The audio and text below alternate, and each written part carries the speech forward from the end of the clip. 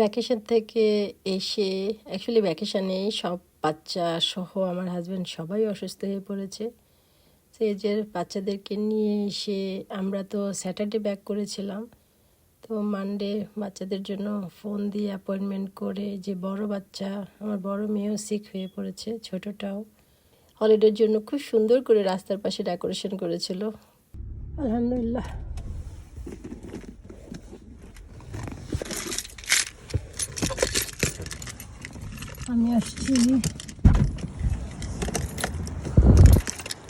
আমি আসছি সিভিএসে বাচ্চাদের মেডিসিন পিক করব।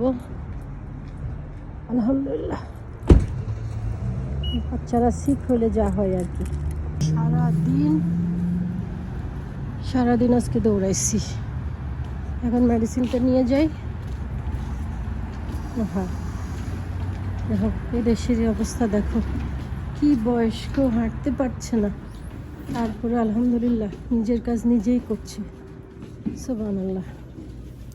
বাচ্চাদের বাবাও অনেক সিক, সো ওর জন্য আমি একটু স্যুপ করে দিচ্ছিলাম, আর তাড়াহুড়া করে একটু স্যুপ করে দিয়ে তারপরে আমি গরম গরম ওকে দিচ্ছি, যাকে একটু গরম খেলে একটু ভালো লাগবে। সো আলহামদুলিল্লাহ, সবাই দোয়া রাখবেন। সবাই সবাই সবাই অসুস্থ হয়ে পড়েছে। ভ্যাকেশানে তো যাওয়া না, মানে দুদিনের মধ্যে সব এরকম ঠান্ডা লেগে যাবে। আসলে ওই দিন খুব ঠান্ডা ছিল। সবাই ভালো থাকবেন, আল্লাহ হাফেজ।